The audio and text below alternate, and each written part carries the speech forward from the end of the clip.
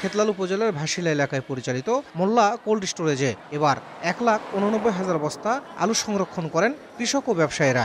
লক্ষ্য ছিল উত্তোলনের সময় আলু বিক্রি করে কিছু টাকা আয় করবেন, কিন্তু কৃষক ও ব্যবসায়ীদের সেই আশায় গুড়ে বালি। তারা বলছেন, সংরক্ষণের জন্য যে আলু তারা রেখেছিলেন উত্তোলনের সময় স্টোরে গিয়ে দেখেন সেগুলো আগেই বিক্রি করেছে হিমাগার মালিকরা। শুধু মোল্লা কোল্ড স্টোরেজ নয়, জাফাটের পাঁচি উপজেলার সাথী হিমাগার ৩ ও খেতলাল উপজেলার হাফিজার রহমান বীজ হিমাগারেও এমন প্রতারণার ঘটনা ঘটেছে। কৃষক ও ব্যবসায়ীরা বলছেন, হিমাগারে সংরক্ষণ করা আলু তাদের না জানিয়েই বিক্রি করেছেন কর্তৃপক্ষ। আমি মোল্লা কোল্ড স্টোরে 1300 বস্তা আলু কিনেছিলাম, আমার অজান্তে আলুটা বিক্রি করে দেয়। আমি তখন বাজার মূল্যে টাকা নিতে যাই, আমাকে বাজার মূল্য টাকা দেয় না, ওদের ইচ্ছা মতন টাকা দেয়। তাদেরকে আমরা কিন্তু নোটিশও দিয়ে দিছি। একটা নোটিশ দিয়েছিলাম যে ভাই আপনার আলুটা আছে, এবারকার মজুতের পরিমাণটা অনেকটা বেশি, এই ক্ষেত্রে আপনার আলুটা আমরা কিছু বিক্রি করে দিচ্ছি, আপনি যখন বিক্রি করবেন আমরা সেই হিসেবে আপনাকে টাকা পরিশোধ করে দেব।